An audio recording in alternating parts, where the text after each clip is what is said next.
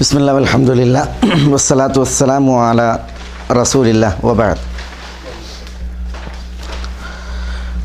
ബുലുഗുൽ മറാമിൽ നമ്മൾ കിതാബുൽ ബുയൂഇൽ ബാബുർ റിബ അല്ലേ, ബാബുർ റിബ, അതിൽ ഏതാനും ഹദീസുകൾ. ഒന്നാമത്തെ ഹദീസ് ഫുദാല ഇബ്നു ഉബൈദ് അല്ലേ, ഫദാല വഅൻ فضالة ابن عبيد رضي الله تعالى عنه قال: اشتريت يوم خيبر قلادة ب12 دينارا فيها ذهب وخرز ففصلتها فوجدت فيها أكثر من 12 دينارا فذكرت ذلك للنبي صلى الله عليه وسلم فقال: لا تباع حتى تفصل. رواه مسلم. ഫദാല ഇബ്നു ഉബൈദ് റളിയല്ലാഹു അൻഹു നിവേദനം. ഫദാല ഇബ്നു ഉബൈദ് അൽ അൻസാരി റളിയല്ലാഹു തആല അൻഹു. ഫദാല നമുക്ക് വന്ന റാവിയാണ്. ഫദാല ഇബ്നു ഉബൈദ് അൽ അൻസാരി റളിയല്ലാഹു തആല അൻഹു ഖാൽ, അദ്ദേഹം പറയാണ്: ഇഷ്തറൈതു യൗമ ഖൈബർ, ഇഷ്തറൈതു ഞാൻ വാങ്ങി, യൗമ ഖൈബർ, ഖൈബർ യുദ്ധദിനം, ഖൈബർ യുദ്ധ ദിവസം ഞാൻ വാങ്ങി, ഖിലാദതൻ, ഒരു മാല വാങ്ങി. ഖിലാദ് എന്ന് പറഞ്ഞാൽ മാല. എത്രക്ക്? ബി12 ദീനാറൻ, 12 ദീനാറിന്, 12 ദീനാറിന് ഞാനൊരു ഖിലാദത്ത് വാങ്ങി. ഫീഹ, ആ ഖിലാദയിലുണ്ട്, മാലയിലുണ്ട്, ദഹബുൻ, സ്വർണം, വഖറസുൻ, ഖറസുൻ മാലമണി ഉണ്ടല്ലോ, ഈ എന്താ പറയാ, ആ കല്ല്, കല്ലിൻ്റെ സ്വർണ്ണമുണ്ട്, പിന്നെന്തുണ്ട്, കല്ലുമുണ്ട്. അപ്പോൾ സ്വർണവും ഖറസും ഉള്ള മാലയാണ് വാങ്ങിയത്. ഫസൽതുഹ, അത് വാങ്ങിയതിന് ശേഷം മൂപ്പർ എന്ത് ചെയ്ത്, ഫദാല റളിയല്ലാഹു അൻഹു അത് വേർപ്പെടുത്തി, സ്വർണം വേർപ്പെടുത്തി, മുത്തുകളെ വേർപ്പെടുത്തി. ഫവജദ്തു ഫീഹ, ഫദാല പറയാണ്, ഞാൻ അതിൽ കണ്ടു, അക്സറ മിൻ 12 ദീനാറൻ, 12 ദീനാറിനേക്കാൾ കൂടുതൽ കണ്ടു. തൂക്കം 12 ദീനാർ കൊടുത്തിട്ട് വാങ്ങി മാല. അതിലെ കല്ലും അതേപോലെ സ്വർണവും വേർപ്പെടുത്തി നോക്കുമ്പോൾ സ്വർണം തന്നെ എത്ര ഉണ്ട്? 12 ദീനാറിനേക്കാൾ കൂടുതലുണ്ട്. ഫദക്കർതു ദാലിക ലിന്നബി സല്ലല്ലാഹു അലൈഹി വസല്ലം, അപ്പോൾ ഞാൻ അത് നബി സല്ലല്ലാഹു അലൈഹി വസല്ലം തങ്ങളോട് അനുസ്മരിച്ചു. ഫഖാൽ, അപ്പോൾ നബി സല്ലല്ലാഹു അലൈഹി വസല്ലം തങ്ങൾ പറഞ്ഞു: ലാ തുബാഉ ഹത്താ തുഫ്സൽ, ലാ തുബാഉ, ആ മാല വിൽക്കപ്പെടാവതല്ല, ഹത്താ തുഫ്സൽ, അത് വേർപ്പെടുത്തപ്പെടുന്നത് വരെ. എന്നാൽ മുത്തുകൾ വേറെ, സ്വർണം വേറെ, അങ്ങനെ വേർപ്പെടുത്തിയിട്ട് എന്ത് ചെയ്യാവൂ, വിൽക്കാവൂ എന്ന് പറഞ്ഞു. മനസ്സിലായോ എന്തുകൊണ്ടാണ് അങ്ങനെ പറഞ്ഞത്? ആ, രണ്ടും ഒരേ ഇനാണ്. സ്വർണം കൊടുത്തിട്ടാണ് വാങ്ങുന്നത്, ദീനാറ് കൊടുത്തിട്ടാണ് എന്ത് ചെയ്യണത്, സ്വർണ്ണ നാണയം കൊടുത്തിട്ടാണ് സ്വർണ്ണമാല വാങ്ങുന്നത്. മനസ്സിലായോ? പക്ഷേ സ്വർണ്ണമാലയിൽ എന്തുണ്ട്? കല്ലുണ്ട്, മുത്തുണ്ട്. സ്വർണ്ണമാല വാങ്ങിയിട്ട് ഫദാല എന്ത് ചെയ്തു, അതിലെ കല്ലുകൾ വേർപ്പെടുത്തി, സ്വർണം വേർപ്പെടുത്തിയിട്ട് സ്വർണം തൂക്കി നോക്കുമ്പോൾ 12 ദീനാറിൻ്റെ തൂക്കത്തേക്കാൾ കൂടുതലുണ്ട് ഏത്, പിന്നെ ഈ മാലയുടെ സ്വർണം, മാലയിലുള്ള സ്വർണം. അപ്പോൾ എന്തായി, സ്വർണവും നോക്കുമ്പോൾ സ്വർണം കൂടുതലാണ്. നമ്മൾ പറഞ്ഞു റൊക്കമായിരിക്കണം, പിന്നെ സെയിം ആയിരിക്കണം, നൂലളവിലായിരിക്കണം. പക്ഷേ നൂലളവിലല്ല, സ്വർണം ഏറെ ഉണ്ട്, വാങ്ങിയ സ്വർണം കൂടുതലുണ്ട്.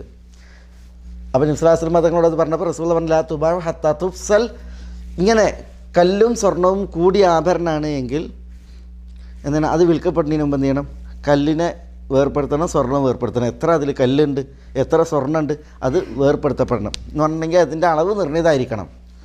അപ്പോഴാണ് സ്വർണം കൊടുത്ത് സ്വർണം വാങ്ങുമ്പോൾ തുല്യ അളവ് വരുള്ളൂ, അറിയാൻ സാധിക്കുള്ളൂ. ചിലപ്പം മാലയിൽ എന്തുണ്ടാവും, മാല കോർത്ത നൂലുണ്ടാവും, സ്വർണ്ണം ഉണ്ടാവും, ഇതേപോലെ കല്ലുകളുണ്ടാവും. അതുകൊണ്ട് തന്നെ സ്വർണം ഇത്ര എന്നുള്ളത് അതിൽ അറിയന്നെ വേണം, സ്വർണം കൊടുത്ത് സ്വർണം വാങ്ങുകയാണെങ്കിൽ. അതാണ് ലാ തുബാഉ, അങ്ങനെയുള്ള സ്വർണ്ണമാലകൾ വിൽക്കപ്പെടാവതല്ല, ഹത്ത തുഫ്സൽ, അത് വേർപ്പെടുത്തപ്പെടുന്നത് വരെ. കല്ല് അതിൻ്റെ തൂക്കത്ര, നൂല് അതിൻ്റെ തൂക്കത്ര, ഈ കല്ല് മാല കെട്ടണ കയറുണ്ടാവില്ലേ അത്, പിന്നെ അതിലുള്ള സ്വർണം ഇത്ര. അപ്പോൾ സ്വർണം കൊടുത്തിട്ട് സ്വർണം വാങ്ങുമ്പോൾ ഈ രീതിയിൽ വേർപ്പെടുത്തപ്പെടണം എന്നാണ് ഈ ഹദീസ് അറിയിക്കുന്നത്. അത് ഇമാം മുസ്ലിം റിപ്പോർട്ട് ചെയ്യുന്ന ഹദീസാണ്. അടുത്ത ഹദീസ് ഇങ്ങനത്തെ പ്രയോഗം ഉണ്ടല്ലോ, യൗമ ബദർ എന്ന് പറഞ്ഞാൽ ബദർ യുദ്ധ ദിവസം, യൗമ ഉഹദ് യുദ്ധ ദിവസം, യൗമ ഖൈബർ, മനസ്സിലല്ലേ? വലഖദ് നസറക്കുമുല്ലാഹു ഫീ മവാത്തിന കസീറത്തിൻ വയൗമ ഹുനൈനിൻ, അള്ളാഹു നിങ്ങളെ പല സമയങ്ങളിലും സഹായിച്ചിട്ടുണ്ട്. വയൗമ ഹുനൈനിൻ, ഹുനൈൻ ദിവസത്തിലും എന്ന് പറഞ്ഞാൽ ഹുനൈൻ യുദ്ധ ദിവസത്തിലും. അതാണ് അതിൻ്റെ പ്രയോഗം. അത് പണ്ടേ അങ്ങനെയാണ്, യുദ്ധനാളുകൾക്ക് അങ്ങനെ പ്രയോഗിക്കും. അയ്യാം, യൗം അയ്യാം എന്നുള്ളത് സാധാരണ ദിവസങ്ങൾക്ക് പറയും, യുദ്ധ ദിവസങ്ങൾക്ക് പറയും.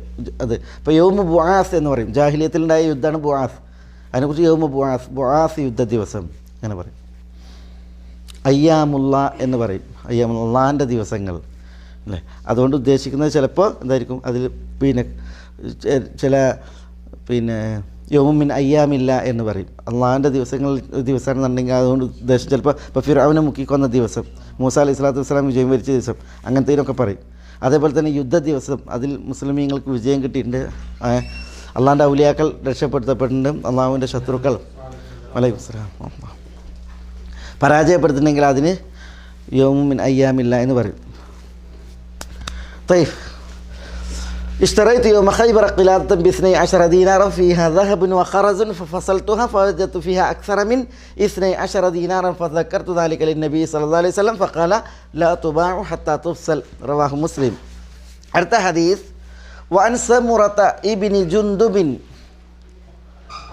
رضي الله تعالى عنه قال رضي الله عنه أن النبي صلى الله عليه وسلم نهى عن بيع الحيوان بالحيوان نسيئة. أن النبي صلى الله عليه وسلم نهى عن بيع الحيوان بالحيوان نسيئة. സമുറ ഇബ്നു ജുന്ദുബിൽ നിന്ന് നിവേദനം, അന്നൻ നബി സല്ലല്ലാഹു അലൈഹി വസല്ലം, തീർച്ചയായും നബി സല്ലല്ലാഹു അലൈഹി വസല്ലം തങ്ങൾ നഹ വിരോധിച്ചു. എന്താ വിരോധിച്ചത്? അൻ ബൈഇൽ ഹയവാൻ, മൃഗത്തെ വിൽക്കുന്നത്, ബിൽ ഹയവാൻ, മൃഗത്തിന് പകരമായി മൃഗത്തെ നൽകിയിട്ട് മൃഗം വാങ്ങുന്നത് റസൂലുള്ള വിരോധിച്ചു. എങ്ങനെ? നസീഅത്തൻ, നസീഅത്തായിട്ട്. നസീഅത്ത് എന്ന് പറഞ്ഞാൽ കടമായിട്ട് എന്ന് പറഞ്ഞാൽ ഒരു മൃഗത്തെ ഈ മാസം കൊടുത്തിട്ട് പിന്നെ മറ്റൊരു മൃഗത്തെ അതിന് പകരമായിട്ട് അടുത്ത മാസം വാങ്ങുക. അതാണ് ബൈഉൽ ഹയവാൻ ബിൽ ഹയവാനി നസീഅത്തൻ. അത് റസൂലുള്ളാഹി സ്വല്ലല്ലാഹു അലൈഹി വസല്ലം തങ്ങൾ വിരോധിച്ചു എന്നാണ് ഈ ഹദീസ് പറയുന്നത്. റവാഹുൽ ഖംസത്തു വസഹഹു അത്തുർമുദി വ ഇബ്നുൽ ജാറൂദ്. ഈ ഹദീസിൽ ഒരു ഇഷ്കാലുണ്ട്. അതെന്താ? ഇപ്പം മൃഗത്തെ നൽകി മൃഗത്തെ വാങ്ങുകയാണ്, അത് കടായിട്ട് വാങ്ങാൻ പാടില്ല എന്നല്ല ഇപ്പോഴത്തെ അറിയിക്കണത്. കടായിട്ട് വാങ്ങാൻ പാടില്ല എന്ന്. യഥാർത്ഥത്തിൽ മൃഗം തൂക്കിയോ അല്ലെങ്കിൽ അന്നോ വാങ്ങുന്ന സാധനമല്ല, എണ്ണി വാങ്ങുന്നതാണ് അല്ലേ. എണ്ണി വാങ്ങുന്ന സംഗതികൾ പരസ്പരം കൈമാറുമ്പോൾ അതിലെന്തില്ല, അതിൽ നസീഅത്തിന് പ്രശ്നമല്ല. പക്ഷെ ഇവിടെ ഈ ഹദീസിൽ ഒരു ഇഷ്കാലുണ്ട്. പക്ഷേ ഇനി അടുത്ത ഹദീസ് കൂടി വായിക്കുമ്പോൾ നമ്മൾക്ക് അതിലേക്ക് ഒന്നുകൂടി വരാം. وعن عبد الله بن عمرو بن العاص رضي الله تعالى عنهما أن النبي صلى الله عليه وسلم, തീർച്ചയായും നബി സല്ലല്ലാഹു അലൈഹി വസല്ലം തങ്ങൾ അമറഹു, അദ്ദേഹത്തോട് കൽപ്പിച്ചു, അൻ യുജഹീസ ജയ്ഷൻ, ഒരു സൈന്യത്തെ ഒരുക്കുവാൻ. അൻ യുജഹീസ ജയ്ഷൻ എന്ന ഒരു സൈന്യത്തെ ഒരുക്കുവാൻ. ഫനഫദത്തിൽ ഇബിൽ, അപ്പോൾ അദ്ദേഹം സൈന്യത്തെ ഒരുക്കുമ്പോൾ ഒട്ടകങ്ങൾ തീർന്നുപോയി. എല്ലാ യോദ്ധാക്കൾക്കും ഒട്ടകങ്ങൾ ഉണ്ടാക്കണം, എല്ലാ യോദ്ധാക്കൾക്കും ആയുധങ്ങൾ ഉണ്ടാക്കണം. അതാണ് സൈന്യത്തെ ഒരുക്കുക എന്ന് പറഞ്ഞെങ്കിൽ. പക്ഷേ ഒട്ടകങ്ങൾ തീർന്നുപോയി. അതാണ് ഐ യുജഹീസ ജയ്ഷൻ ഫനഫദത്തിൽ ഇബിൽ, ഒട്ടകങ്ങൾ തീർന്നുപോയി. ഫഅമറഹു, അപ്പം നബി സല്ലല്ലാഹു അലൈഹി വസല്ലം തങ്ങൾ അദ്ദേഹത്തോട് കൽപ്പിച്ചു, അൻ യഖുദ അല ഖലായിസി സ്വദഖ, അദ്ദേഹം എടുക്കുവാൻ, അദ്ദേഹത്തോട് സ്വീകരിക്കാൻ പറഞ്ഞു. അല ഖലായിസി സ്വദഖ. എന്താ ഖലായിസ് സ്വദഖ എന്ന് പറഞ്ഞാൽ? സദക്കയുടെ ഒട്ടകം. ഖലൂസ് ഖലായിസ് എന്ന് പറഞ്ഞിട്ടുണ്ടെങ്കിൽ നല്ല തികഞ്ഞ ഒട്ടകത്തിനാണ് പറയാം, തികഞ്ഞ ഒട്ടകം. ഈ സദക്ക സക്കാത്തായി വരുന്ന ഒട്ടകങ്ങളുണ്ടല്ലോ, ഖലൂസ് ഖലായിസ് എന്ന് പറഞ്ഞിട്ടുണ്ടെങ്കിൽ നല്ല പ്രായം ഒത്ത തികഞ്ഞ ഒട്ടകം. അതിനെ വെച്ചിട്ട് കട എടുക്കാനാണ് പറയുന്നത്. കട ആയിട്ട് ഒട്ടകങ്ങൾ എടുക്കാൻ വേണ്ടിയിട്ട് അദ്ദേഹത്തോട് കൽപ്പിച്ചു. ഫാമറഹു റസൂലുള്ളാഹി സ്വല്ലല്ലാഹു അലൈഹി വസല്ലം തങ്ങൾ അബ്ദുല്ലാഹി ഇബ്നു അംറിനോട് കൽപ്പിച്ചു അൻ യഖുദ സ്വീകരിക്കുവാൻ അല ഖലായിസി സദഖ സകാത്തിൻ്റെ തികഞ്ഞ ഒട്ടകങ്ങളെ വെച്ചിട്ട് കട ആയിട്ട് എടുക്കാൻ അദ്ദേഹത്തോട് കൽപ്പിച്ചു. ഫകുൻതു ആഖുദു, അപ്പോൾ അബ്ദുല്ലാഹി ഇബ്നു അംർ പറയാണ് ഫകുൻതു ആഖുദു, ഞാൻ എടുക്കുമായിരുന്നു, ഞാൻ സ്വീകരിക്കുമായിരുന്നു അൽ ബഈറ ബിൽ ബഈറൈനി, 2 ഒട്ടകങ്ങൾക്ക് പകരം ഒരൊട്ടകം. ഒരൊട്ടകത്തെ ഞാൻ കടായിട്ട് വാങ്ങും. ബിൽ ബഈറൈൻ, 2 ഒട്ടകം തിരിച്ചു നൽകാം എന്ന നിലക്ക്. ഇല ഇബ്ലിസ് സദഖ, എപ്പോഴാണ് തിരിച്ചു നൽകുക? ഇല ഇബ്ലിസ് സദഖ, സകാത്തിൻ്റെ ഒട്ടകം വരുന്ന കാലം വരേക്കും. അതായത് സകാത്തിൻ്റെ ഒട്ടകങ്ങൾ വരുന്ന പീരീഡ് ഉണ്ടല്ലോ, സമയം, അതുവരേക്ക് കടമായിട്ട് 2 ഒട്ടകങ്ങളെ നൽകാമെന്ന വ്യവസ്ഥയിൽ ഒരൊട്ടകത്തെ സ്വീകരിക്കുമായിരുന്നു. അതായത് ഒട്ടകങ്ങൾ തീർന്നു പോയി. അപ്പോൾ റസൂലുള്ളാഹി സ്വല്ലല്ലാഹു അലൈഹി വസല്ലം തങ്ങൾ പറഞ്ഞു ഈ സക്കാത്തിൻ്റെ ഒട്ടകങ്ങൾ വരുമല്ലോ, അപ്പോൾ അത് വെച്ചിട്ട് ദൈവം പറഞ്ഞു ആളുകളിൽ നിന്ന് കടം വാങ്ങാൻ പറഞ്ഞു. ഒട്ടകം അപ്പോൾ ഒട്ടകം അബ്ദുല്ലാഹി ഇബ്നു അംർ വാങ്ങണം ആളുകളിൽ നിന്ന്. എങ്ങനെ? സക്കാത്തിൻ്റെ ഒട്ടകം വരുമ്പോൾ തിരിച്ചു നൽകാം എന്ന വ്യവസ്ഥയിൽ. അപ്പോൾ അദ്ദേഹം എങ്ങനെ വാങ്ങിയത്? ഒരൊട്ടകത്തെ വാങ്ങും, 2 ഒട്ടകം തിരിച്ചു തരാം എന്ന വ്യവസ്ഥയിൽ. എപ്പോഴാണ് അത് തിരിച്ചു തരിക? ഇല ഇബ്ലിസ് സദഖ എന്ന് പറഞ്ഞാൽ സക്കാത്തിൻ്റെ ഒട്ടകം വരുന്ന ആ സമയം വരേക്കും. അതായത് സക്കാത്തിൻ്റെ ഒട്ടകം വരട്ടെ, ആ ടൈമിൽ നിങ്ങൾക്ക് 2 ഒട്ടകം തരാം, ഇപ്പം നിങ്ങൾ എന്ത് ചെയ്യണം? ഒരൊട്ടകം തരണം എന്ന നിലക്ക് അദ്ദേഹം വാങ്ങുമായിരുന്നു എന്നാണ് പറഞ്ഞത്. അപ്പോൾ ഈ ഹദീസ് അറിയിക്കുന്ന സംഗതി എന്താ? മൃഗങ്ങളെ കടം വാങ്ങാം അത് നമുക്ക് അനുവദനീയമാണ്. അത് അറിയിക്കേണ്ട ഈ ഹദീസ്. മൃഗത്തിന് എന്ത് ചെയ്യുക? കടായിട്ട് വാങ്ങാം. പിന്നെ മൃഗം കടം വാങ്ങിയിട്ടുണ്ടെങ്കിൽ മൃഗങ്ങളെ അന്യോന്യം കൈമാറ്റം ചെയ്യുകയും ചെയ്യാം. ആ കൈമാറ്റം ചെയ്യുമ്പോൾ റൊക്കായിക്കൊള്ളുന്നില്ല. ഒരു മൃഗത്തെ കൊടുത്തിട്ട് എന്ത് ചെയ്യാം? 2 മൃഗത്തെ വാങ്ങാം.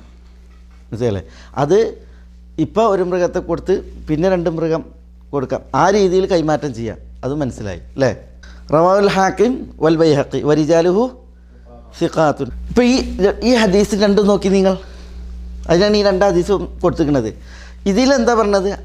ഹയവാനും കൈമാറ്റം ചെയ്യപ്പെടുമ്പോൾ നസീഅത്തായിട്ട് പാടില്ല എന്നാണ്, കടായിട്ട് കൈമാറ്റം ചെയ്യാൻ പാടില്ല എന്നാണ്, രൊക്കമാണെന്നർത്ഥം.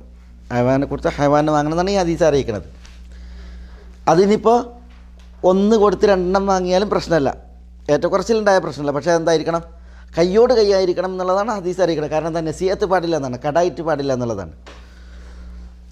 അപ്പോൾ ഈ ഹദീസും നോക്കിയ ആശയത്തിൽ എന്തുണ്ട്? ഇതിൽ അബ്ദുല്ലാഹി ഇബ്നു അംർ ഇബ്നുൽ ആസ് ഒരു ഒട്ടകത്തെ കൊടുത്തിട്ട് 2 ഒട്ടകം, ഒരു ഒട്ടകത്തെ വാങ്ങിയിട്ട് 2 ഒട്ടകം തിരിച്ചു നൽകാമെന്ന വ്യവസ്ഥയിലാണ് വാങ്ങുന്നത്. പക്ഷേ 2 ഒട്ടകം എപ്പോഴാണ് തിരിച്ചു തരിക? സക്കാത്തിൻ്റെ ഒട്ടകം വരുന്നത് വരേക്കാണ്, അപ്പോൾ തിരിച്ചു നൽകുന്നുള്ളതാണ്. അപ്പോൾ ഈ ഹദീസിൻ്റെ ആശയം തമ്മിൽ എന്തുണ്ട്? പ്രശ്നമുണ്ട്. ഈ ഹദീസിൻ്റെ റാവിമാരിൽ മുഹമ്മദ് ബിൻ ഇസ്ഹാഖ് ഉണ്ട്. അതുകൊണ്ട് തന്നെ അത് സഹീഹാണോ അല്ല എന്നുള്ളൊരു പ്രശ്നമുണ്ട്. ഈ ഹദീസിൻ്റെ വിഷയത്തിലൊരു പ്രശ്നമുണ്ട്. അതിൽ ഈ സമുറയിൽ നിന്നാണ് ഈ ഹദീസ് റിപ്പോർട്ട് ചെയ്യുന്നത്. സമുറയിൽ നിന്ന് ഇമാം ഹസനുൽ ബസരിയാണ് റിപ്പോർട്ട് ചെയ്യുന്നത്. മനസ്സിലായില്ലേ? സമുറയിൽ നിന്ന് ഇമാം ഹസനുൽ ബസരി ഒരു ഹദീസ് അല്ലാതെ വേറെ ഹദീസ് റിപ്പോർട്ട് ചെയ്തില്ല. ആ ഹദീസും അഖീഖൻ്റെ ഹദീസാണ്. അതുകൊണ്ട് ഈ ഹദീസ് സഹീഹ് അല്ല എന്നാണ് ഇമാം ഷാഫിയുടെ പക്ഷം. ഈ ഹദീസിനെ കുറിച്ച് ഇത് സഹീഹ് അല്ല എന്നുള്ളതാണ് ഇമാം ഷാഫി റഹ്മത്തുള്ളാഹി അലൈഹിയുടെ. കാരണം ഈ ഹദീസ് സഹീഹാണ് എന്നുണ്ടെങ്കിൽ ഈ സഹീഹായ ഹദീസിന് നേരെ എതിരായി ഹദീസിൻ്റെ ആശയം. അതുകൊണ്ട് തന്നെ ഈ ഹദീസ് തെളിവിന് യോഗ്യമല്ല എന്ന് ഇമാം ഷാഫി റഹ്മത്തുള്ളാഹി അലൈഹി ഉണർത്തിയിട്ടുണ്ട്. കാരണം എന്തുകൊണ്ട്? മൃഗങ്ങൾ എണ്ണി വാങ്ങുന്നതാണ്. അത് ഭക്ഷ്യ സാധനം അല്ല, അതിനെ മാംസമല്ലാതെ മൃഗം എന്നുള്ളത് എന്തല്ല ഭക്ഷണമായിട്ട് ഉപയോഗിക്കില്ല. അതിന് മാംസം മാത്രമാണ് ഭക്ഷണമായിട്ട് ഉപയോഗിക്കുക. അതുകൊണ്ട് തന്നെ ഇത് തൂക്കി വാങ്ങുന്നതുമല്ല, അളന്നു വാങ്ങുന്നതുമല്ല, ഭക്ഷ്യസാധനമല്ല. അതുകൊണ്ട് ഇതിലെന്താകാം? ഏറ്റക്കുറച്ചിലും ആകാം, കടായിട്ടുള്ള ഇടപാടും ആകാം, പരസ്പരം കൈമാറ്റം ചെയ്യുമ്പോൾ. അതുകൊണ്ട് അബ്ദുല്ലാഹി ഇബ്നു അംറുൽ ആസിൻ്റെ ഈ ഹദീസാണ് ഇവിടെ കൂടുതൽ സ്വീകാര്യം. പക്ഷേ അതിൻ്റെ റാവിമാരിലൊരു മുഹമ്മദ് ബിൻ ഇസ്ഹാഖ് ഉണ്ട് എന്നുള്ളൊരു പ്രശ്നമുണ്ട്. എങ്കിലും ഇപ്പോൾ നമ്മൾ പറഞ്ഞില്ലേ, റവാഹുൽ ഹാക്കിം വൽ ബൈഹഖി വരിജാലുഹു സിഖാത്ത് എന്ന് ഇബ്നു ഹജർ അതിന് ഒരു വിധി പറഞ്ഞിട്ടുണ്ട്. തൈ അതിലെ റാവിമാർ വിശ്വസ്തരാണ് എന്നുള്ളതാണ് ഇബ്നു ഹജറിൻ്റെ വിലയിരുത്തൽ. പക്ഷേ അത് മുഹമ്മദ് ഇബ്നു ഇസ്ഹാഖ് എന്ന് പറയുന്ന റാവിയെക്കുറിച്ച് വലിയ സംസാരങ്ങളുണ്ട്. എന്നാലും ഈ ഹദീസിലുണ്ടല്ലോ, ഇതിൻ്റെ ആശയം എന്താണ്? ഈ പലിശയുമായി ബന്ധപ്പെട്ട അടിസ്ഥാനത്തിൽ പിന്നെ ഹദീസിനോടാണ് പലിശയുടെ ആ അടിസ്ഥാനം ഞാൻ പറഞ്ഞില്ലേ, തൂക്കി വാങ്ങുന്നത്, അളന്നു വാങ്ങുന്നത്, ഭക്ഷ്യസാധനം അത് കൈമാറ്റം ചെയ്യുമ്പോഴാണെന്ത് പലിശ വരുന്നത്, ഏറ്റക്കുറച്ചിൽ. ഇതല്ല, ഇത് എണ്ണി വാങ്ങുന്നതാണ്, തൂക്കി വാങ്ങുന്നതല്ല, അളന്നു വാങ്ങുന്നതുമല്ല. പിന്നെ ഭക്ഷ്യവസ്തുവല്ല കാലി എന്നുള്ളത്. പിന്നെ അതിന് മാംസം എടുത്ത് വിതരണം കൈമാറ്റം ചെയ്യുമ്പോഴാണ് പ്രശ്നം വരുന്നത്. ഇത് മൃഗമാണ്. അപ്പോൾ ഇതിൽ അമലെടുക്കേണ്ടത് ഈ ഹദീസ് കൊണ്ടാണ്. അബ്ദുള്ള ഇബ്നു അംർ ഇബ്നു അൽ ആസ് റളിയല്ലാഹു അൻഹു നിന്നുള്ള ഹദീസ്. വഅൻ അബ്ദുല്ല ഇബ്നു ഉമർ റളിയല്ലാഹു തആല അൻഹുമാ ഖാൽ സമീഅതു റസൂലല്ലാഹി സ്വല്ലല്ലാഹു അലൈഹി വസല്ലം അനലങ്ങളിലുള്ള യഖൂൽ إذا تبايعتم بالعينة وأخذتم أذناب البقر ورضيتم بالزرع وتركتم الجهاد سلط الله عليكم ذلا لا ينزعه شيء حتى ترجعوا إلى دينكم لا ينزعه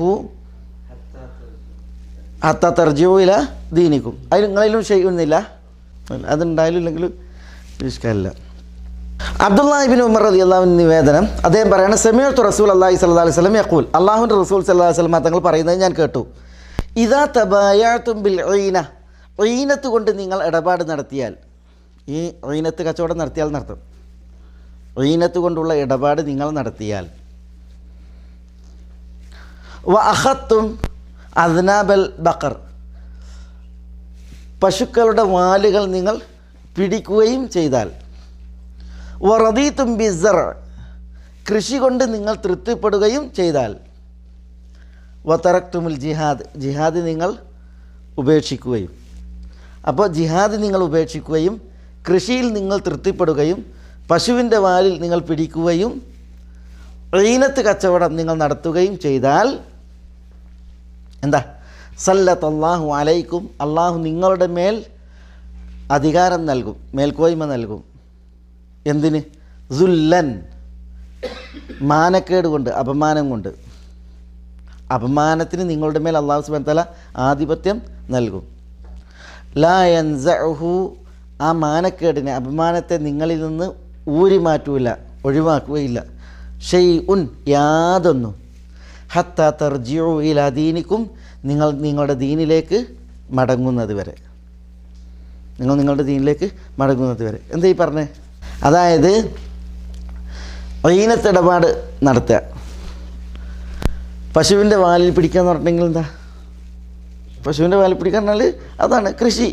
വറദീതും ബിസ്സർ എന്നാണ് അതായത് ഒരാശയം. അതായത് കൃഷിയിൽ നിങ്ങൾ തൃപ്തിപ്പെടുകയും പശുവിൻ്റെ വാലിൽ പിടിച്ച് നിങ്ങൾ നടക്കുകയും ചെയ്തിട്ടുണ്ടെങ്കിൽ, പശു കൃഷിയാണ്. റദീതും ബിസ്സർ എന്നുണ്ടെങ്കിൽ ഇതര കൃഷികളാണ്. വതറക്തുമുൽ ജിഹാദ്, ജിഹാദ് നിങ്ങൾ ഒഴിവാക്കുകയും ചെയ്തിട്ടുണ്ടെങ്കിൽ അള്ളാഹു സുബ്ഹാനഹു വ തആല മാനക്കേട്, അപമാനം നിങ്ങളുടെ മേൽ അതിന് ആധിപത്യം അരുളും.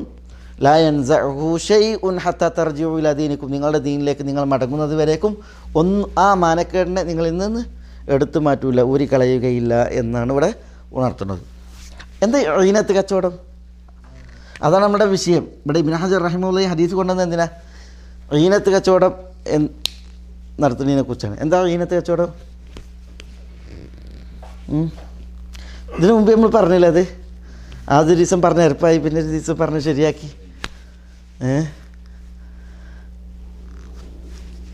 എന്താ അതിൻ്റെ ഒരു ഉദാഹരണം പറഞ്ഞ്? ഒരാൾ ഒരു സാധനം എന്ത് ചെയ്യാണ്? പിന്നെ കടമായി വിൽക്കുകയാണ്. എന്നിട്ട് കുറഞ്ഞ വിലക്ക് ആ സാധനം അയാൾക്ക് തന്നെ തിരിച്ചു വിൽക്കുകയാണ്. മനസ്സിലല്ലേ? പിന്നെ ഈ വാങ്ങിയവൻ്റെ ഉത്തരവാദിത്തത്തിൽ അയാൾക്ക് എന്ത് ചെയ്യാണ്? ഏറെ കാശ് ശേഷിക്കുകയാണ്. മനസ്സിലല്ലേ? പലിശയിലേക്കുള്ള വളഞ്ഞ വഴി. അതാണ് റീനത്ത് കച്ചവടം. രണ്ടാൾ തമ്മിലാണ് എന്ത് ഇതിന് അതിൽ ഇടപാട്. അപ്പോൾ എങ്ങനെ അതിനൊരു ഉദാഹരിക്കുക?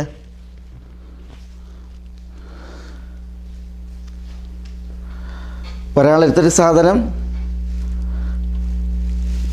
ഉണ്ട്, ആ സാധനം എന്ത് ചെയ്യാണ്? വാങ്ങാണ്. പിന്നെ തരാമെന്നുണ്ട്, പിന്നെ തരാമെന്നോട്ട് വാങ്ങുക. അപ്പോൾ 1000 ഉറുപ്പ്യക്ക് ഒരു സാധനം വാങ്ങുക. ഈ 1000 ഉറുപ്പ്യ ഒരു കൊല്ലം കഴിഞ്ഞിട്ട് തരാം എന്ന നിലക്ക്. എന്നിട്ട് എന്ത് ചെയ്യാണ്?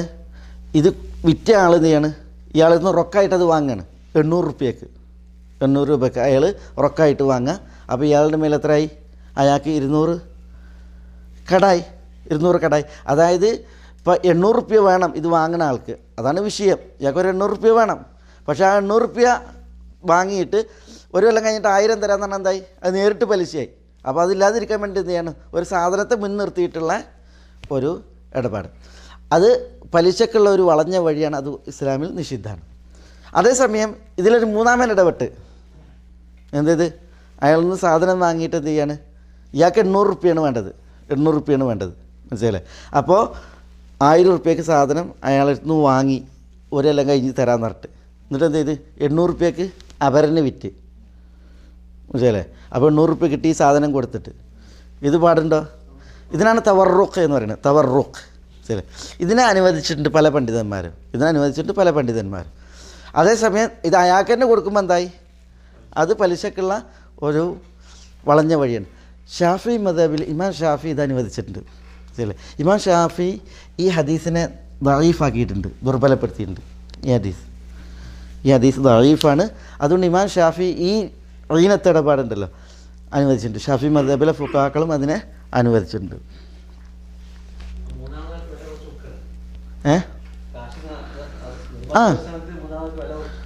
അവക്കാണ് ഇപ്പം ഈ ആ രീതിയിൽ തവർറുക്കിനെ അനുവദിച്ച പണ്ഡിതന്മാർ പറഞ്ഞ എന്താണ്? ഇതൊരു അത്യന്താപേക്ഷിതമായിട്ടുള്ള ഒരു വിഷയമാണ്. മനസ്സിലല്ലേ? ഒരാൾക്ക് 800 ഉറുപ്പ്യ വേണം. ആ 800 ഉറുപ്പ്യ ആളുകൾ കൊടുക്കണില്ല. അങ്ങനെയാണെങ്കിൽ പ്രശ്നമല്ല, കടായിട്ട് 100 ഉറുപ്പ്യ കൊടുത്തിട്ട്. പക്ഷേ അതിന് സാധിക്കണില്ല. അപ്പോൾ എന്ത് ചെയ്യാണ്? ഒരാളോട് ഒരു സാധനം വാങ്ങുകയാണ്, ഒരു കൊല്ലം കഴിഞ്ഞിട്ട് തരാം. 1000 ഉറുപ്പ്യക്ക് ഞാൻ നിങ്ങളെ സാധനം കൊള്ളുകയാണ്, ഒരു കൊല്ലം കഴിഞ്ഞിട്ട് തരാം.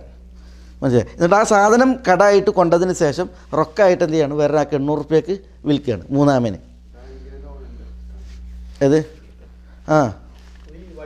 തവർറുഖ് എന്ന് പറഞ്ഞിട്ടുണ്ടെങ്കിൽ അതിന് ഈ പിന്നെ ആധുനികതയിൽ കുറേ ഇനുണ്ട്. അതിനെ പണ്ഡിതന്മാർ അനുവദിച്ചിട്ടുണ്ട് തവർറുഖിൻ്റെ രീതിയെ.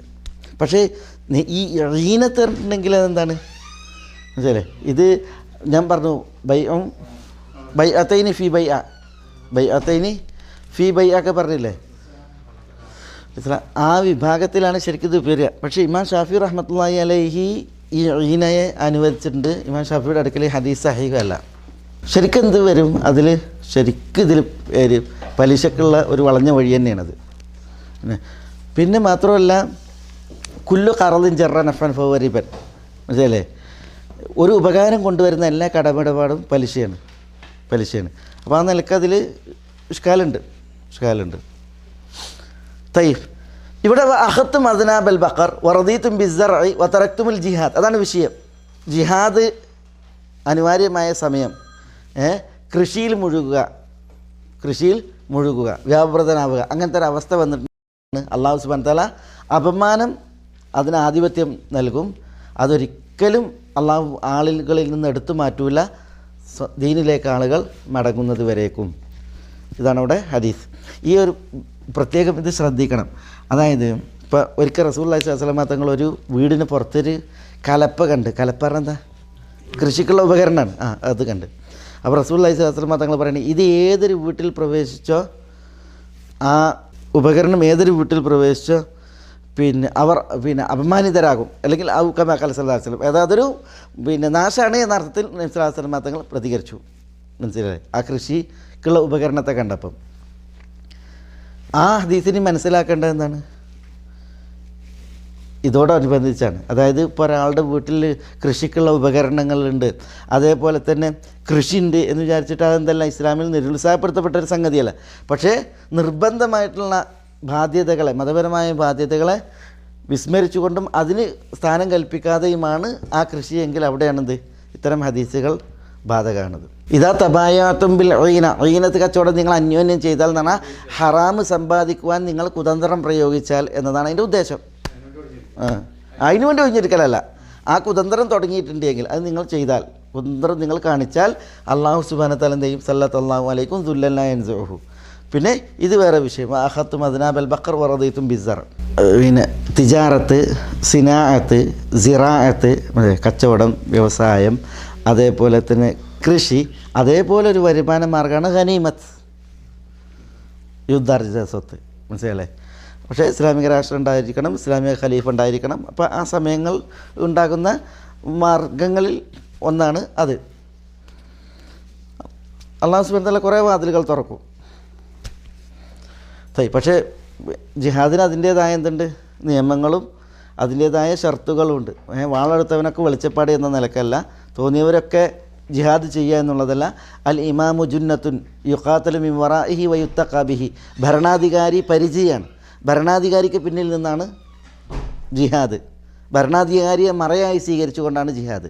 മനസ്സിലായോ? അപ്പോൾ ഇസ്ലാമിക ഭരണം വേണം, ഭരണാധികാരി വേണം. ആ ഭരണാധികാരി നയിക്കുമ്പോഴാണെന്ത് ജിഹാദ്. അല്ലാതെ എല്ലാ ആളുകളും മുഴുവൻ കുറേ ജിഹാദി ഗ്രൂപ്പ് ഉണ്ടാക്കിയിട്ട് പിന്നെ ലക്ഷ്യത്തോട് അലക്ഷ്യമായും അല്ലാതെയുള്ള ഈ പിന്നെ ആക്രമണങ്ങളും അതേപോലെ തന്നെ പൊട്ടിത്തെറികളൊന്നും എന്തല്ല, അത് ഇസ്ലാമിൽ ജിഹാദേ അല്ല. ഇസ്ലാമിലെ ജിഹാദിന് അതിൻ്റേതായ കുറേ നിബന്ധനകളുണ്ട്, അതിൻ്റേതായ ലക്ഷ്യങ്ങളുമുണ്ട്. അടുത്ത ഹദീസ്, അത് ഈ ഹദീസിൻ്റെ ഇത് വായിച്ചാൽ തഖ്രീജ് റവാഹു റവാഹു അബൂദാവൂദ് ബിരിവായത്തി നാഫിഇൻ അൻഹു. അബൂദാവൂദ് ഈ ഹദീസ് റിപ്പോർട്ട് ചെയ്തിട്ടുണ്ട് നാഫിയിൽ നിന്ന്. പിന്നെ വഫി ഇസ്നാദിഹി മഖാലുൻ, ഇതിൻ്റെ സനദിനെ കുറിച്ച് ചില പരാമർശങ്ങളുണ്ട്. അത് സഹീഹാണോ അല്ലേ എന്നുള്ളതിൽ. അബു അബ്ദുറഹ്മാൻ അൽ ഖുറാസാനി എന്ന് പറയുന്ന റാവിയാണ് അതിലെ വിഷയം. അബു അബ്ദുറഹ്മാൻ അൽ ഖുറാസാനി, അദ്ദേഹം അതിൽ പിന്നെ ഒരു പ്രശ്നക്കാരനാണ്. അതുകൊണ്ടാണ് വഫി ഇസ്നാദിഹി മഖാലുൻ എന്ന് പറഞ്ഞത്. അതിൻ്റെ സനദിനെ കുറിച്ച് ചില പരാമർശമുണ്ട്, അത് സഹീഹാണോ അല്ലേ എന്നുള്ളത്. പിന്നെ അത്തായിൽ നിന്ന് ഇമാം അഹ്മദിന് ഇപ്രകാരം റിവായത്തുണ്ട്. വരിജാലുഹു സിഖാത്തുൻ, അതിലെ റാവിമാർ വിശ്വസ്തരാണ്. വസ്സഖഹു വസഹഹു ഇബ്നുൽ ഖത്താൻ. ഇബ്നുൽ ഖത്താൻ ഇതിനെ സഹീഹ് എന്ന് വിശേഷിപ്പിച്ചിട്ടുണ്ട്. അത് ഇബ്നു ഹജർ പറയാൻ കാരണം എന്താ ഇബ്നു ഹജർ ഇങ്ങനെ പറയാൻ കാരണം? ഇതിന് അബൂദാവൂദിന് നാഫിയിൽ നിവേദനമുണ്ട്, അത്തായിൽ നിന്ന് ഇമാം അഹ്മദ് റിപ്പോർട്ട് ചെയ്തിട്ടുണ്ട്. ഇബ്നുൽ ഖത്താം ഇതിനെ സഹീഹാണ് എന്ന് പറഞ്ഞിട്ടുണ്ട് എന്ന് പറയാൻ കാരണം ഇമാം ഷാഫി എന്ത് ചെയ്തിട്ടുണ്ട്? ഈ ഹദീസിനെ മറ ദുർബലപ്പെടുത്തിയിട്ടുണ്ട് ഇമാം ഷാഫി, വളരെ കണിശമായിട്ട്. ശരിയാണ്, അതിൽ സനദിനെക്കുറിച്ച് പരാമർശമുണ്ട്. അബു അബ്ദുറഹ്മാൻ അൽ ഖുറാസാനി എന്ന് പറയുന്ന റാവി അതിൽ ഒരു പിന്നെ പ്രശ്നക്കാരനായ റാവിയാണ്. പക്ഷേ ഹദീസിനെ മറ്റു പല ഹദീസുകൾ എന്ത് ചെയ്യുന്നുണ്ട്? ഇതിൻ്റെ ആശയത്തെ ബലപ്പെടുത്തുന്നുണ്ട്. ഇമാം ഷാഫിഈനെ അനുവദിച്ചിട്ടുണ്ട്. മൊത്തത്തിൽ ഹദീസിൻ്റെ ആശയങ്ങൾ എന്ത് ചെയ്യുന്നുണ്ട്? വേറെ ഹദീസുകൾ എന്ത് ചെയ്യുന്നുണ്ട്? ബലപ്പെടുത്തുന്നുണ്ട്. ഇമാം ഷാഫി ഹദീസ് കൊണ്ട് എന്ത് ചെയ്തില്ല? ഹദീസിനെ തന്നെ ബലപ്പെടുത്തിയില്ല മൊത്തത്തിൽ. കാരണം ഈ അബു അബ്ദുറഹ്മാൻ അൽ ഖുറാസാനി ഇവിടെ മാത്രമല്ല പ്രശ്നം, മൊത്തത്തിൽ ഈ ഹദീസിൻ്റെ സനദിനോട് പ്രശ്നക്കാരനാണ്. അവസാനത്തെ ഹദീസ് വാൻ അബി ഉമാമ അൽ ബാഹിലി അല്ലേ, അൽ ബാഹിലി റളിയല്ലാഹു തആല അൻഹു ഖാൽ ഖാല റസൂലുള്ളാഹി സ്വല്ലല്ലാഹു അലൈഹി വസല്ലം മൻ ശഫഅ ലി അഖീഹി ശഫാഅതൻ ഫഅഹ്ദാ ലഹു ഹദിയ ഫഖബിലഹ ഫഖദ് അതാ ബാബൻ അദീമൻ മിൻ അബ്വാബിർ റിബ. വഅൻ അബി ഉമാമത റളിയല്ലാഹു തആല അബു ഉമാമ, അദ്ദേഹം സദിയ് ഇബ്നു അജ്ലാൻ, അബു അൽ ബാഹിലി, അബു ഉമാമ അൽ ബാഹിലി റളിയല്ലാഹു തആല നിവേദനം. സദിയ് ഇബ്നു അജ്ലാൻ നമുക്ക് വന്ന റാവിയാണ്. അദ്ദേഹത്തിൻ്റെ നിവേദനം, അള്ളാഹുവിൻ്റെ റസൂൽ സല്ലല്ലാഹു അലൈഹി വസല്ലം തങ്ങൾ പറഞ്ഞു, മൻ ശഫഅ ലി അഖീഹി ശഫാഅതൻ, ഒരാൾ തൻ്റെ സഹോദരന് വേണ്ടിയിട്ടൊരു ഷഫാഅത്ത് നിർവഹിച്ചു, ശുപാർശ പറഞ്ഞു. മൻ ഒരാൾ ശഫഅ ലി അഖീഹി, തൻ്റെ സഹോദരന് വേണ്ടിയിട്ടൊരു ഷഫാഅത്തൻ ഒരു ശുപാർശ നിർവഹിച്ചു. ഫഅഹ്ദാ ലഹു ഹദിയതൻ, അപ്പോൾ എന്ത് ചെയ്തു? ആ ശുപാർശ നിർവഹിച്ചതിന് അയാളൊരു ഹദിയ നൽകി. ഫഅഹ്ദാ ലഹു ഹദിയത്തൻ അലൈഹ, ആ ശുപാർശക്ക് ഒരു ഹദിയ നൽകിയാൽ, ഫഖബിലഹ, ശുപാർശ പറഞ്ഞവൻ ആ ഹദിയ സ്വീകരിക്കുകയും ചെയ്താൽ, ഫഖദ് അത, അയാൾ എത്തിച്ചിരിക്കുന്നു ബാബൻ അദീമൻ മിൻ അബ്വാബി റിബ, പലിശയുടെ വകുപ്പുകളിൽ ഒരു വലിയ വിഹിതം വകുപ്പ്. എന്താ പറഞ്ഞേ? ഒരാൾക്ക് വേണ്ടിയിട്ടൊരു ശുപാർശ ചെയ്തു. ആ ശുപാർശക്ക് എന്ത് ചെയ്തു? ഈ ആർക്ക് വേണ്ടിയാണ് ശുപാർശ പറഞ്ഞാൽ അയാളൊരു പ്രസൻറ്റേഷൻ, സമ്മാനം കൊടുത്ത്. എങ്കിൽ ആ ശുപാർശ പറഞ്ഞതിന് പ്രസൻറ്റേഷൻ, സമ്മാനം നൽകിയത് സ്വീകരിച്ചവൻ എന്താണ്? വലിയ ഒരു പലിശയാണ് കൊണ്ടത്. അതാണ് പറഞ്ഞത്. ശുപാർശക്ക് എന്ത് ചെയ്യാൻ പാടുള്ളതല്ല? ഹദിയ സ്വീകരിക്കാൻ പാടുള്ളതല്ല. മനസ്സിലായിട്ടില്ല? അത് കൈക്കൂലിയല്ല, പലിശയാണ്. കൈക്കൂലി എന്ത്? കൈക്കൂലി എപ്പോഴാകുക? ഇത് ചെയ്യുന്നതിന് മുമ്പാണ്. ശുപാർശക്ക് മുമ്പാണെങ്കിൽ കൈക്കൂലിയാണ്. ഇത് ശുപാർശയ്ക്ക് ശേഷമാണ്. അതാണ്, ഒരാൾക്കൊരു ജോലി കിട്ടണം. അതിനവിടെ ജോലി ചെയ്യണ ഒരാളെന്ത് ചെയ്യണം? അയാളുടെ മാനേജറോട് ശുപാർശ പറയണം. അയാളെന്ത് ചെയ്ത്? ശുപാർശ പറഞ്ഞു, ഇയാൾക്ക് ജോലി കിട്ടി. അതിൻ്റെ വകുപ്പിൽ ഇയാൾ ഒരു പ്രസൻറ്റേഷൻ നൽകുകയാണെങ്കിൽ അത് പലിശയാണ്. അതാണ് ഇവിടെ ഈ ഹദീസ് അറിയിക്കുന്നത്. ഹദീസിൻ്റെ റാവി ആരാ? റവാഹു അഹ്മദു വ അബൂ ദാവൂദ് വഫി ഇസ്നാദിഹി മഖാൽ. ഈ ഹദീസിൻ്റെ സനദിൽ എന്തുണ്ട്? അത് ഹദീസ് സഹീഹാണോ അല്ലേ എന്നുള്ളതിൽ അതിൻ്റെ റാവിമാരിൽ ചിലരെ കുറിച്ച് പരാമർശമുണ്ട്. അൽ ഖാസിം അൽ അമവി എന്ന റാവിയാണ് അതിൻ്റെ സനദിൽ പ്രശ്നക്കാരൻ. അൽ ഖാസിം അൽ അമവി, അയാൾ വളരെ മുൻകറായ ഹദീസുകൾ റിപ്പോർട്ട് ചെയ്യുന്ന റാവിയാണ് അൽ ഖാസിം ഉൽ അമവി. അതുകൊണ്ട് ഈ ഹദീസിനെ പലരും എന്ത് ചെയ്തിട്ടുണ്ട്? ദുർബലപ്പെടുത്തിയിട്ടുണ്ട്. അതൊക്കെ അത് ഇതിൽ അത് നേരിട്ട് വന്നോളുന്നില്ല. ഹദായൽ ഉമ്മാൽ ഗുലൂൽ, ഈ ജോലിക്കാർക്ക് നൽകുന്ന ഗിഫ്റ്റുകളുണ്ടല്ലോ, അത് ചതി മുതലാണ്. അത് നിഷിദ്ധമാണ്. അത് ഇതിൽ പെട്ടിട്ടുള്ളതെന്നില്ല. പക്ഷേ ഇതിൽ പെടും. എപ്പോൾ നമുക്ക് വേണ്ടിയിട്ടൊരു ശുപാർശ പറഞ്ഞു. ആ ശുപാർശ പറയുന്നത് ചിലപ്പം ബിസിനസ്സിൻ്റെ വിഷയത്തിലായിരിക്കും, ചിലപ്പോൾ ജോലിയുടെ വിഷയത്തിലായിരിക്കും, മനസ്സിലല്ലേ? ചിലപ്പോൾ വേറെ എന്തെങ്കിലും കാര്യങ്ങൾ നേടാനായിരിക്കാം. അതിൽ ശുപാർശ പറയാമെന്നുണ്ടെങ്കിൽ എന്താ? ഇപ്പം ഈ ആവശ്യക്കാരന് ചിലപ്പം ഉന്നതങ്ങളിലെത്താൻ കഴിഞ്ഞോളുന്നില്ല. പക്ഷേ ഇടയിൽ നിൽക്കുന്ന ആൾ, അല്ലെങ്കിൽ ഈ ഉന്നതരോട് അടുത്ത് നിൽക്കുന്ന ആളുകൾക്ക് എന്ത് ചെയ്യാൻ പറ്റും? അയാൾക്ക് കാര്യം പറഞ്ഞ് നേടിക്കൊടുക്കാൻ പറ്റും. ആ പറഞ്ഞ് നേടിക്കൊടുക്കുന്നതിന് ഇയാളോട് വാങ്ങുന്ന ഗിഫ്റ്റിനെ കുറിച്ചാണ് ഇവിടെ ഈ പറയുന്നത്. ഷഫായത്ത് ആയിരിക്കാം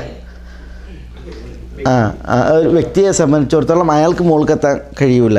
അപ്പോൾ ഇടയിൽ അവിടെ അതുമായി ബന്ധപ്പെട്ട ആളുകൾ ഷഫായത്ത് പറയുന്നതിന് വാങ്ങുന്ന ഗിഫ്റ്റാണ്. അബൂ ഉമാമ അദ്ദേഹം നബി സല്ലല്ലാഹു അലൈഹി വസല്ലം തങ്ങൾ പറഞ്ഞായിട്ട് പറയുന്നത്, മൻ ഷഫഅ ലി അഖീഹി ഷഫാഅത്തൻ, സ്വന്തം സഹോദരന് ഒരാൾ ഒരു ശുപാർശ നിർവഹിക്കുന്നു, ഫഅഹ്ദാ ലഹു ഹദിയത്തൻ, അപ്പോൾ ഈ സഹോദരൻ അയാൾക്ക് ശുപാർശ നിർവഹിച്ചവന് ഒരു പ്രസൻറ്റേഷൻ, സമ്മാനം നൽകുന്നു, അലൈഹ എന്നാൽ ഈ ഷഫാഅത്തിൻ്റെ പേരിൽ, ഫഖബിലഹ, അയാൾ ആ ശുപാർശ പറഞ്ഞവൻ അത് സ്വീകരിക്കുകയും ചെയ്താൽ, ഫഖദ് അതാ ബാബൻ അദീമൻ മിൻ അബ്വാബിർ റിബ, പലിശയുടെ ഒരു വകുപ്പിൽ ഒരു വലിയ വകുപ്പാണ് അയാൾ എത്തിച്ചിരിക്കുന്നത്, വാങ്ങിയിരിക്കുന്നത് എന്നർത്ഥം. ഈ ഹദീസ് ഇപ്പോൾ ഈ ഞാൻ അൽ ഖാസിമുൽ അമവിയുടെ വിഷയം പറഞ്ഞില്ലേ, ആ റാവി അതിലുള്ളത് കൊണ്ട് ഈ ഹദീസിനെ പലരും ദുർബലപ്പെടുത്തിയിട്ടുണ്ട്. പക്ഷേ ദുർബലപ്പെടുത്തിയിട്ടുണ്ടെങ്കിലും എന്താണ്, ഈ സംഭവം എന്താണ്, ഇസ്ലാമികമായിട്ട് ശരിയല്ല. കാരണം എന്താ, ഒരാൾ ഈ ജാഹിന് തൻ്റെ ജാഹ് ചിലവഴിക്കുന്നതിനുള്ള കൂലിയാണ് വാങ്ങുന്നത്. ജാഹ് എന്ന് പറഞ്ഞാൽ ഒരാളൊരു നിർണിത പൊസിഷനിലെത്തി, അയാൾ അവിടെ എത്താൻ കാരണം എന്താ, അയാളുടെ ആ പദവിയാണ്, അയാളുടെ ആ സ്ഥാനമാണ് അല്ലേ. അപ്പോൾ ആ സ്ഥാനത്തിന് തനിക്ക് അള്ളാഹു സുബ്ഹാനഹു വ തആല നൽകിയ ആ സ്ഥാനം കാരണത്താലാണ് എന്ത് ചെയ്യുന്നത്, അയാൾക്ക് ആ ശുപാർശ പറയാനൊരു അവസരമുള്ളത് അല്ലേ. അത് അയാൾ അള്ളാഹുവിന് വേണ്ടിയിട്ട് നിർവഹിക്കുക എന്നുള്ളതല്ലാതെ അതിൻ്റെ പേരിൽ എന്ത് ചെയ്യാൻ പാടുള്ളതല്ല, അയാൾ ആളുകളോട് സമ്മാനം വാങ്ങുക എന്നുള്ളത് പാടുള്ളതല്ല. ഒരാൾക്ക് വേണ്ടി ശുപാർശ അയാളെ പെണ്ണുങ്ങൾ കൊടുത്താൽ എന്തായി, അയാൾ കൊടുത്തത് പോലെയാണ്. അയാൾ വീട്ടുകാർ കൊടുത്താൽ എന്തായി, അയാൾ കൊടുത്തത് പോലെ തന്നെ. തൻ്റെ ജാഹ് അള്ളാഹു സുബ്ഹാനഹു വ തആല തനിക്ക് നൽകിയ ഒരു പദവി സ്ഥാനം, ആ പദവിയാണ് എന്ത് ചെയ്യണത് അയാൾ ഇതിന് ഉപയോഗിക്കുന്നത്. മനസ്സിലായില്ലേ? കടത്തിന് ഏറെ വാങ്ങുന്നത് പോലെ തന്നെയാണ് ഈ പരിപാടി. അതുകൊണ്ടത് കഴിയുന്നിടത്തോളം അത് സൂക്ഷിക്കേണ്ടതുണ്ട്. ജാതി മതമൊന്നും വ്യത്യാസമല്ല, ആരോടും അത് വാങ്ങാൻ പാടുള്ളതല്ല. ഒരു പൊതു നിയമം ഉണ്ട്. അതെന്താ അറിയോ? ഇപ്പം നമ്മൾ ഒരു സ്ഥാനത്തിന് യോഗ്യനാണ്, ഒരു ജോലിക്ക് നമ്മൾ യോഗ്യനാണ്, നമ്മളുടെ ചാൻസാണ്, നമുക്ക് കിട്ടാൻ അർഹപ്പെട്ട ഒരു സംഗതിയാണ്. നമ്മളത് കൊള്ളുന്നതിൽ ഒരാളോട് അന്യായമില്ല, നമുക്കാണത് അർഹപ്പെട്ടത്. അല്ലേ? അത് നേടുന്ന മാർഗേണ കാശ് ചെലവഴിക്കേണ്ട ഒരവസ്ഥ വരികയാണെങ്കിൽ അതൊരിക്കലും കൈക്കൂലിയല്ല. നമുക്ക് അർഹപ്പെട്ട ഒരു സംഗതി, അത് നമുക്ക് ലഭിക്കേണ്ടതാണ്, നമ്മുടെ അവകാശമാണ്. അത് നമ്മൾ നേടുന്നതിലൂടെ നമ്മൾ മറ്റൊരാളെ ആക്രമിക്കണില്ല, നമ്മളാണ് അതിന് യോഗ്യൻ എന്നതിനാൽ. അത് ലഭിക്കണമെങ്കിൽ നമ്മൾ കാശ് ചെലവഴിക്കേണ്ട അവസ്ഥ വരികയാണെങ്കിൽ അത് ഒരിക്കലും എന്തല്ല, ഹറാമല്ല, അത് കൈക്കൂലിയല്ല. കാരണം അത് നമ്മളുടെ അവകാശം നമ്മൾ നേടുകയാണ്. പക്ഷെ നമ്മൾ നിർബന്ധനാണ് എന്ത്, കാശ് കൊടുത്തിട്ടത് നേടൽ. അതൊരു പൊതു തത്വമാണ്. അത് ഏതെല്ലാം മേഖലകളിലേക്കാണ് അത് ആ മേഖലകളിലേക്കൊക്കെ അത് ബാധകമാണ്. ഇതാണ് ഇതിലുള്ള ഹദീസുകൾ. ഞാൻ പറഞ്ഞു സനദിൽ മക്കാലുണ്ട് എന്ന് പറഞ്ഞാൽ ആരെക്കുറിച്ചാണ്? അൽ ഖാസിം അൽ അമവിയെക്കുറിച്ചാണ്. ഹക്കായി മനസ്സിലാക്കുവാനും അത് പിൻപറ്റുവാനും ബാത്തിലായി മനസ്സിലാക്കുവാനും അതിൽ നിന്നും അതിൻ്റെ ആളുകളിൽ നിന്നും വിട്ടു നിൽക്കാനും അള്ളാഹു നമ്മളെ എല്ലാവരെയും അനുഗ്രഹിക്കുമാറാവട്ടെ. വസല്ലല്ലാഹു വസല്ലമ വബാറക അലാ നബീന മുഹമ്മദിൻ വഅലാ ആലിഹി വഅസ്ഹാബിഹി അജ്മഈൻ. അസ്സലാമു അലൈക്കും.